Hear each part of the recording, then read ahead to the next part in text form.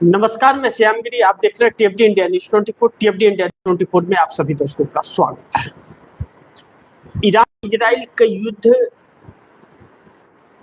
जो दिशा इस वक्त पकड़ रही है, वह दिशा पूरी दुनिया के अंदर एक तबाही का मंजर देखेगा।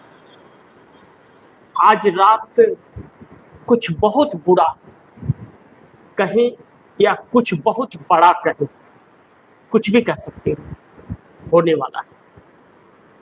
इसलिए भी इन बातों पर विश्वास करना जरूरी हो जाता है, क्योंकि जब इजराइल और अमेरिका धोखे से हमला करते हैं और वहीं पर ईरान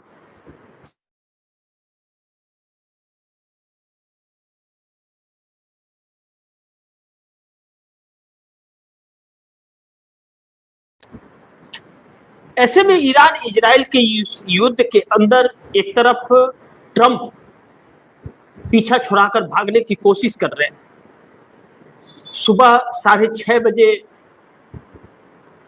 ट्रंप राष्ट्र के नाम संबोधन करेंगे।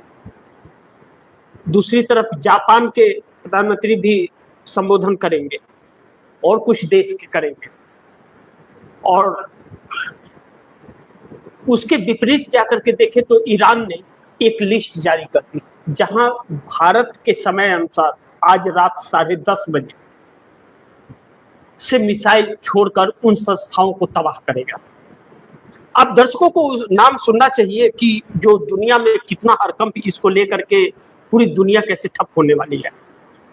Microsoft, Google, Apple, Intel, IBM International Business Machine, Tesla, Boeing, Dell Technologies, Hewlett Packard, HP, Cisco, Oracle, Meta Platforms यानी कि Facebook, WhatsApp, Instagram, JP Morgan Chase, General Electric, Hewlett Packard Enterprises, यह सब अमेरिकी कंपनी है। और पूरी middle east को यह कंपनी अपना सर्विस देते हैं। पूरे मिडिल ईस्ट में Qatar, Dubai, Oman, Muscat, Saudi, Bharat, Bangladesh, Sri Lanka, हर किसी को अपना सर्विस देते हैं। और इनके माध्यम से भारत की अगर बात करें तो बहुत बड़ी एक अर्थव्यवस्था का केंद्र है यह, कि जिसके वजह से घर बैठे कंपनियों में लोग काम करते हैं, IT सेक्टर। अब ऐसे में जिन कंपनियों का हमने नाम आप दर्शकों को बताया, 18 कंपनी है, लेकिन ईरान के एक प्रोफेसर अब्बास नकवी से बात करने से यह पता चलता है कि वह कहते हैं करके और एग्जैक्ट लोकेशन अमेरिका को देती है, जिसकी वजह से अमेरिका को फायदा मिलता है। जिस तरह से स्टारलिंक, एलन मस्क का एक्स, जो ट्विटर था एक्स, एलन मस्क ने कहा था कि एक्स खरीदने के बाद, ट्विटर को खरीदकर जब एक्स बनाने के बाद एलन मस्क ने ट्रंप को जीतने में पब्लिक ओपिनियन का हेल्प किया, जिसके वजह से वह जीत सके। तो यानी कि यह सारी कंपनियां डाटाबेस है। लेकिन गूगल, एप्पल या फेसबुक, व्हाट्सएप, इंस्टाग्राम, यह सब अगर तहस नहस कर देती है ईरान की मिसाइल, तो पूरे एशिया के अंदर और ये मिडिल ईस्ट के अंदर एक तबाही का मंजर देखा जाएगा। भारत को खैर कोई फर्क नहीं पड़ता, क्योंकि मोदी जी आत्मनिर्भर बनाने वाले हैं। इनका आत्मनिर्भरता बहुत भारी पड़ रहा है। अपने तो चुनाव में प्रचार प्रसार कर रहे हैं, मस्त, खाने पीने की कोई दिक्कत है नहीं, और कपड़े पल पल बदलते हैं। जैसे जुबान पल पल बदल रही है, वैसे कपड़े पल पल बदलते हैं।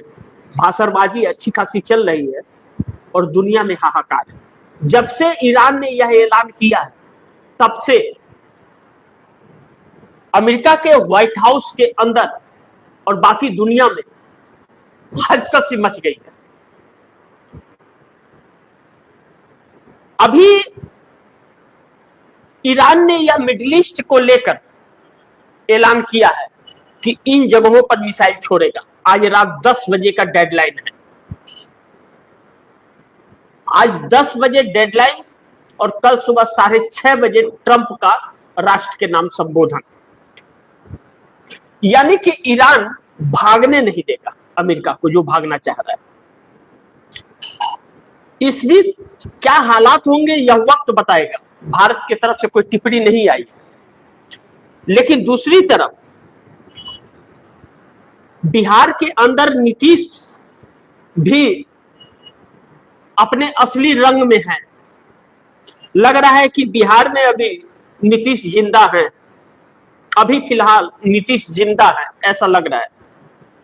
एक तरफ यह चल रहा है कि भारतीय जनता पार्टी के हाथ में शासन आने जा रहा है बिहार का, और दूसरी तरफ नीतीश कुमार इस्तीफा देने से कन्नी काट रहे हैं।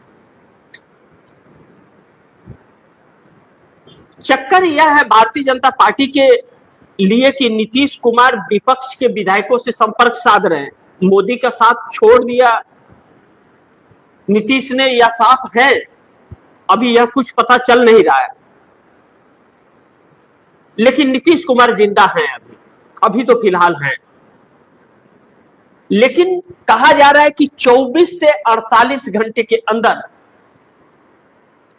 बिहार को लेकर के भारतीय जनता पार्टी अपना फैसला करने जा रही है। नीतीश कुमार अगर इस्तीफा नहीं देते हैं, जिस इस्तीफे को रोककर उन्होंने रखा है कि जब तक क्लियर नहीं होगा तब तक हम इस्तीफा नहीं देंगे, एमएलसी पद से इस्तीफा देने के बाद राज्यपाल चाहे अगर तो स्वतः इस्तीफा उनका स्वीकार कर लेंगे, स्वतः बिना इस्तीफा दिए हुए इस्तीफा स्वीकार करके कर सकते हैं, और भारतीय जनता पार्टी इसी के माध्यम से अपना सीएम बना देगी बगैर नीतीश का सपोर्ट के। तब फिर नीतीश कुमार क्या करेंगे? लेकिन नीतीश कुमार अगर एक तरफ समर्थन पत्र और दूसरी तरफ त्याग पत्र देते हैं राज्यपाल को, तो फिर नीतीश कुमार मुख्यमंत्री का शपथ भी ले सकते हैं, या जिसको प्रस्तावित करेंगे वह शपथ ले सकता है। ऐसे में नीतीश कुमार का जब इंडिया गठबंधन यानी कि महागठबंधन से संपर्क में है और बराबर बातचीत चल रही है, और भारतीय जनता पार्टी की तरफ से कोई भी जवाब नहीं आया है, तो नीतीश कुमार ऐसा कर सकते हैं, इस बात की संभावनाएं जताई जा रही है। लेकिन वही चंद्रबाबू नायडू मोदी के साथ हैं या मोदी का साथ छोड़ दिया,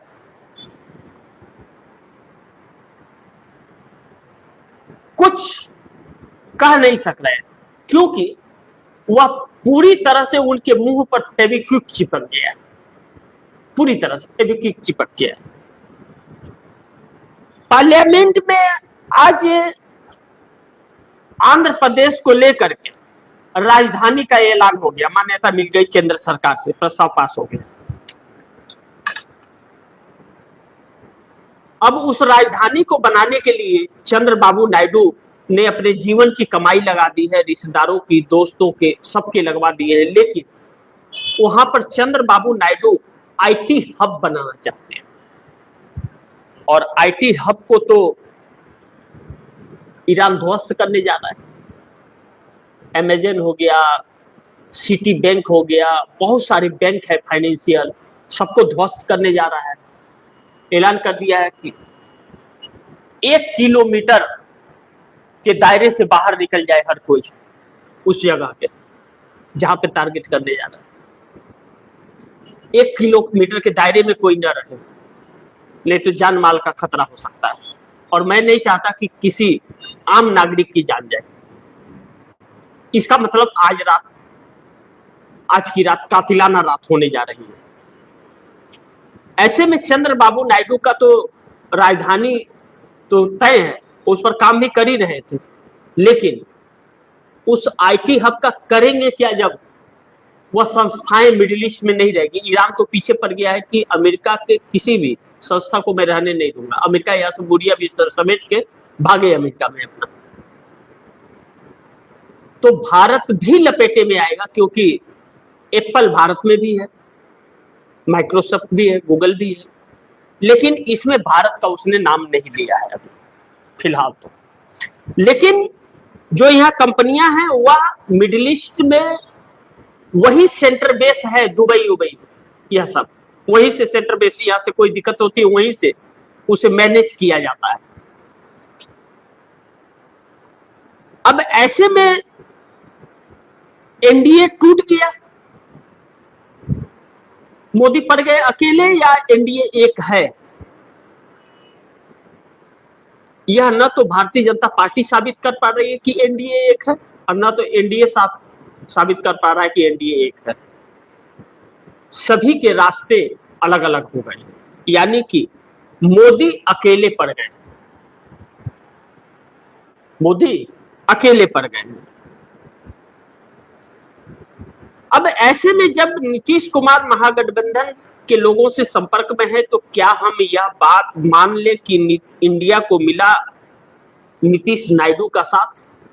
क्योंकि नायडू को तो कई बार यह चर्चाएं में आ जाते हैं कि वह कांग्रेस के संपर्क में है, नीतीश भी संपर्क में ही है। अब तो वहां से पत्रकार गंभीरता से बोलने भी लगे हैं कि नीतीश महागठबंधन के नेताओं के संपर्क में है। अब यह देखना बड़ी महत्वपूर्ण होगा। लेकिन नीतीश एक तरह से मोदी से अपना हिसाब बराबर कर रहे हैं। यह कहा जा रहा है कि मोदी से हिसाब बराबर नीतीश ने कर लिया, उन्हें चौंका दिया। उन्हें अनुमान नहीं था भारतीय जनता पार्टी को कि एमएलसी पद से इस्तीफा देने के बाद नीतीश कुमार पलट जाएंगे इस तरह से, और इतना वक्त लग जाएगा सीएम को लेकर के। अब ऐसे में इंडिया गठबंधन से संपर्क भी और पलटा पलटी का खेल भी शुरू है। इस बीच आज बड़ी अहम फैसला दो होने जा रहा है। नीतीश कुमार भी फैसले के नजदीक पहुंच गए हैं, और ईरान भी आज अपना फैसला सुनाने जा रहा है 10:30 बजे रात को। तो ऐसे में मोदी बड़ी मुश्किल में पड़े हुए हैं कि अब इनका क्या होगा। आज रात बहुत कुछ बड़ा होगा। ईरान इजराइल के युद्ध में यह देश और मिडिल ईस्ट क्या तबाह होगा या आबाद हो जाएगा, सीजफायर हो जाएगा, यह सब कुछ रात 10:30 बजे पता चल जाएगा। हो ना हो कि पूरी रात खबरें करती रहने पड़ेगी। खबरों पर नजर बनाए रखिएगा, क्योंकि आज की रात कातिलाना रात है।